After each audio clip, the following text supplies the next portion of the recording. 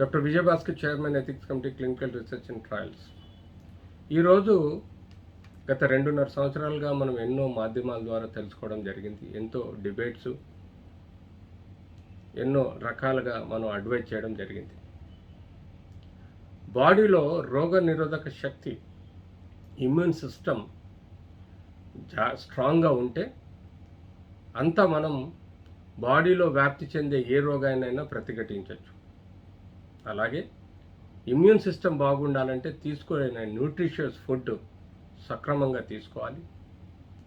యూజువల్గా middle above ఫ్యామిలీస్లలో తీసుకునే food almost rich food ఉంటుంది.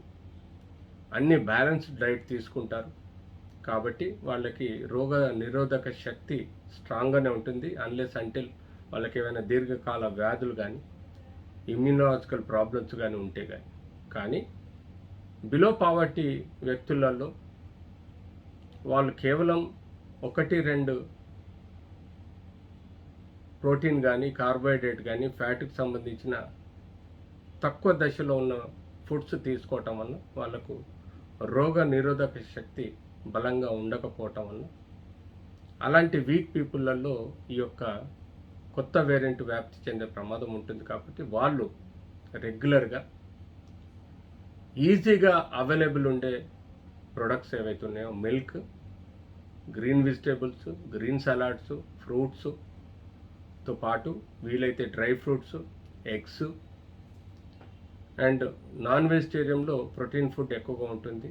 తద్వారా బ్యాలెన్స్డ్ విటమిన్స్, మినరల్స్ తీసుకుంటే తప్పనిసరిగా మన ఇమ్యూన్ సిస్టమ్ చాలా స్ట్రాంగ్గా ఉంటుంది. అంతేకాకుండా మానసికంగా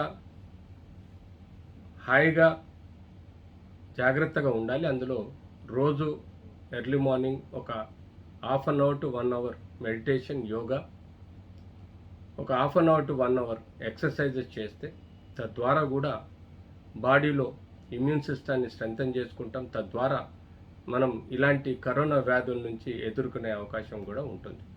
సో ఇలా మనందరికీ తెలిసిందే న్యూట్రిషియస్ బ్యాలెన్స్డ్ డైట్, మానసికంగా ఫిజికల్ అండ్ సైకలాజికల్ ఎక్సర్సైజెస్ చేసుకుంటూ ఈ యొక్క కరోనా వ్యాధి నుంచి కానీ ఇంకా ఇతరత్ర బ్యాక్టీరియల్, ఫంగల్, వైరల్ ఇన్ఫెక్షన్ నుంచి బారిన పడకుండా జాగ్రత్త కాపాడుకునే బ్యాలెన్స్డ్ న్యూట్రిషియస్ డైట్ తీసుకుంటూ జాగ్రత్తగా ఉండండి.